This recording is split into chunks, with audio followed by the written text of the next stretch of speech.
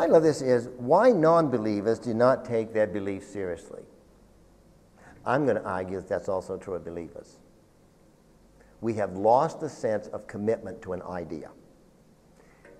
So I'll make a little, I'll state something, not necessarily that I'll prove it, but I suspect that even in the evangelical world, we are more apt to be committed to a cause than we are to an idea. More committed to a cause than an idea. So I'd like to get involved in this cause over here without understanding the idea that has given rise to the cause. All right, that's what I'm saying. Now, so why do unbelievers, why don't they take their beliefs seriously? And then we'll see, is there any kind of extension to Christians? Now, I begin with a view that was held by Schaeffer and by Lewis, and that is that reality is a great tester of truth.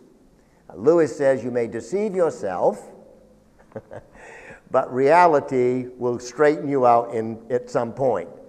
Schaeffer said that the truth of reality is the first thing that we begin when we engage the unbeliever. So the importance of reality, and of course reality has undergone great, how we view reality has undergone great change with the existentialism and what you call post-modernity, how we view reality. So we're living in that sort of a philosophical situation. But three factors that I would want to talk about and then go on to something else is today one's view of reality has been affected, which in turn affects how beliefs about reality are viewed. Okay? Now, at least three factors have contributed to this. The first would be pluralism. Okay?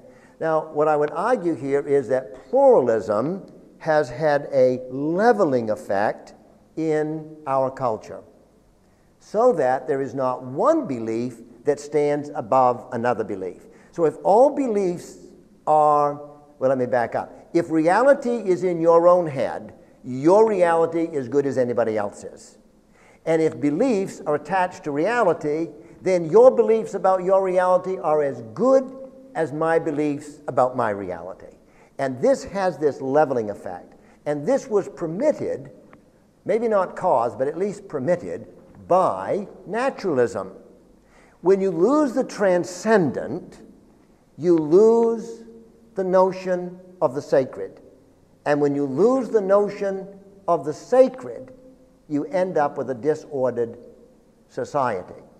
Because now everybody's beliefs are equal to anybody else's beliefs. Nothing stands above another belief. So beliefs do not stand, my belief can't stand above yours. And that would pertain not just to everyday life, it pertains to religious things as well. So why isn't my belief as good as your belief, religiously speaking, see? So that has been what I would call the leveling effect of pluralism. Everybody's good. Everybody's belief. The other one is toleration, as it's practiced is also leveled beliefs. Now, toleration as a principle, I'm quite willing to admit that I admit to that. By that I mean, I think that if a Jehovah's Witness wishes to build a building in my community, that I ought to allow that. There's no reason. That's what I think tolerance would the consequence of tolerance. But that's not the way tolerance is really viewed when you see it in the context of pluralism. Here the idea of tolerance is, and it's a very one-sided thing I might say, that not only are your beliefs as good as my beliefs, that the end of beliefs is not so taken so seriously because everybody's belief is about the same. So I should tolerate your belief. And I shouldn't. Now, it's one thing to tolerate your belief, but toleration now means that you should not try to convince another that your belief is better than their belief, okay? You can't do that. See? So that's how toleration. So perceived consequences become diminished. A third thing, and here I am again, you might guess that I've been doing a considerable amount of study in whole issues of technology. That's where I've sort of turned my attention over the last several years. Media technology, and particular social media, has altered the way we all think about reality. And I'll unpack that one because I think that's the one that may be less understood. And this altering of how you and I view reality because of social media is what we call mediated reality, a mediated reality. I think I mention that because it gets the least amount of press. Now, how does this mediated reality change us? Well, let me say first that mediation is dealing with reality through something else, which affects the way we experience the world and ourselves in it. Okay? So a mediated reality could be, it could be something like a video game, where I have some sort of a virtual reality, I'm killing people, etc. Or not, I might be doing something quite good. I'm just not familiar with those videos themselves. Now, what mediated reality does is it shields me from the other, okay? So I get to deal with it through, in this case, through the screen. So I'm not, who's in control? Well, I'm in control. If I don't want to do it anymore, what do? I switch channels, I put in just in another game, whatever, but I'm the one who's in control. Now, what this ends up doing is celebrating the self in public space. You've heard about the selfie. That really just helps you. When I say selfie, it's kind of said it all, right? The social media in particular celebrates the self. Anybody can put whatever they want to on the internet, and they can do so, maintain anonymity. They can say anything they want without fear of any kind of, for the most part, legal or moral ramifications. And one of the, Jaron Lanier is the one who in 1986 actually developed this thing we call virtual reality. He is now traveling literally around the world, warning major corporations about the danger of virtual reality and social media. And he does some of his argument by looking at the last presidential election in the United States and says that social media has destroyed political discourse. And it's a very interesting thing. I would also, and I wouldn't have time for this, I wanted to do some studies, and there's just simply, we don't have enough data yet to do this. I've tried to look at what does a revolution look like that was started with social media, okay? Such as in Egypt, Libya, as opposed to a revolution such as was had in Eastern Europe, the late, 1989, 90, in that time. What is interesting, and if it holds true, and I don't know that it does, I'm just saying we're getting first blushes here, it seems that revolutions that are instigated and supported, sustained by social media, tend to be less stable and sustainable after it's all over.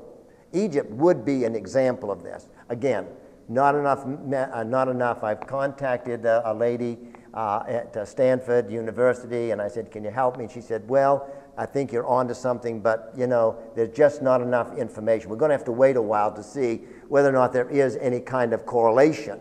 Is it, you know, is it really a causal relationship here, or is it just an associative relationship? I don't know. I can't say at this time. So what ends up happening is that life becomes increasingly self-referential. Now, I'm not picking on anybody, and you think, you bring up evangelicals, the reason I do is because I have a heart for the church. I don't do it to be critical. I'm a churchman at heart. I could have taught in several other places. When I decided to teach full-time, I chose to teach in a seminary. I'm not saying what anybody else should do. I'm a churchman. The church is what Christ purchased with his blood. The church is the ground and the pillar of truth. If we fail, there is no other group, institution if you wish to call it, that is responsible for giving and holding forth and defending the truth.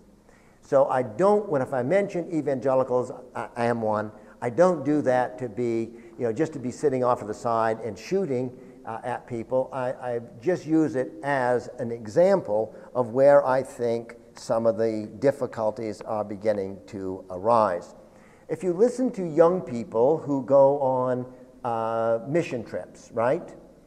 And so these short-term mission trips, but it's not just young people, it's adults as well. When they come back, they stand up in the church and they give a testimony. Listen carefully. It's almost always about what did it mean to me. Now, folks, have we thought about that? That's what William Carey was thinking about. What does it mean to me? I don't think so. So it just shows how the selfie, what did it do to me when Princess Diana was, when she was killed in the automobile accident? It wasn't about her, it was about everybody else. You know, where was I when it happened? How was I feeling? That's an indication, folks, that the focus has shifted to me, and I think that social media in particular has had its part.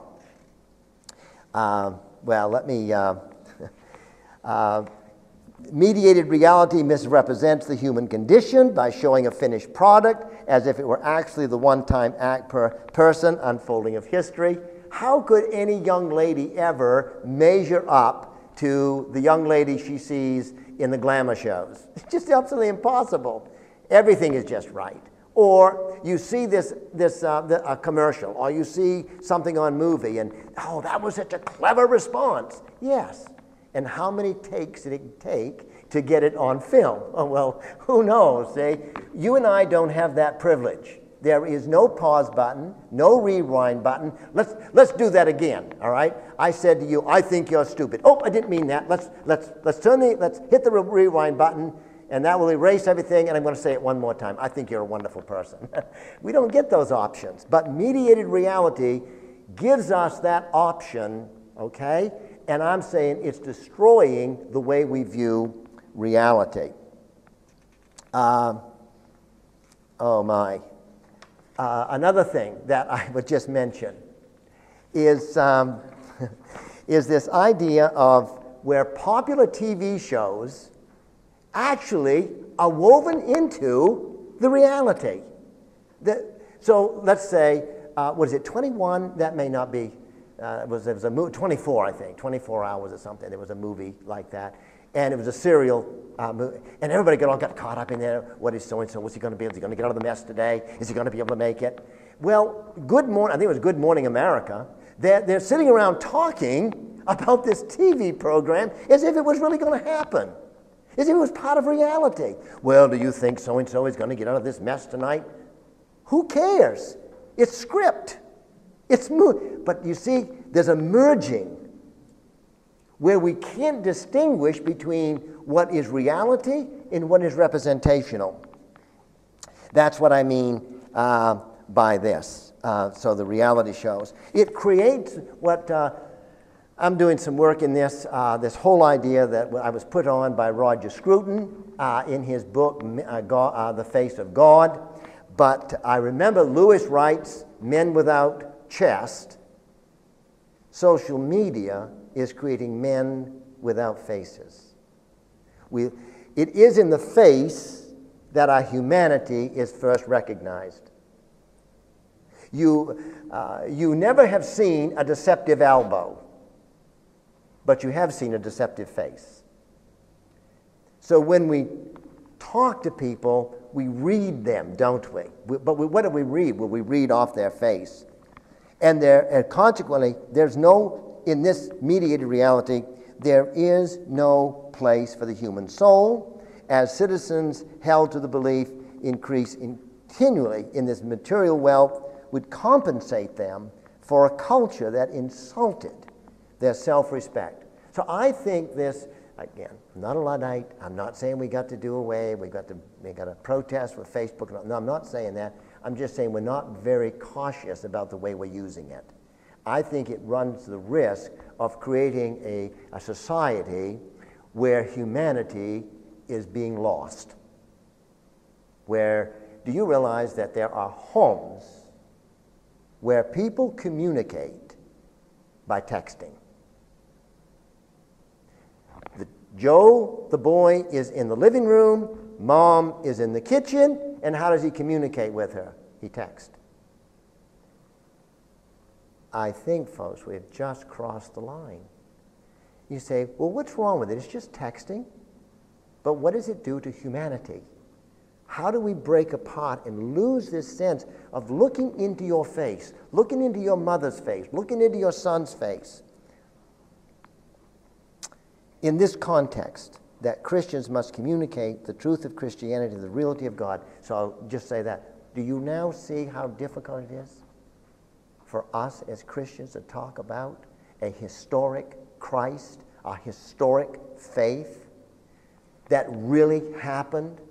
As Schaeffer said, if you'd rubbed your hand on the cross, you'd have gotten a splinter in it. Because the whole idea of real reality, to use one of Schaeffer's phrases, real reality, has now been merged with a mediated reality. So how in the world do we communicate the truthfulness? So what the church is trying to do, and I understand what they're trying to make the gospel real. So we do it by having drama and this and that. Why are we having to do that? We're trying to make the gospel real. It's real. Why are we crying so loud? Because we're now realizing that we're talking to people and they don't understand. So if the reality people are dealing with, then you see beliefs don't really matter. And I would say that carries over into our witnessing.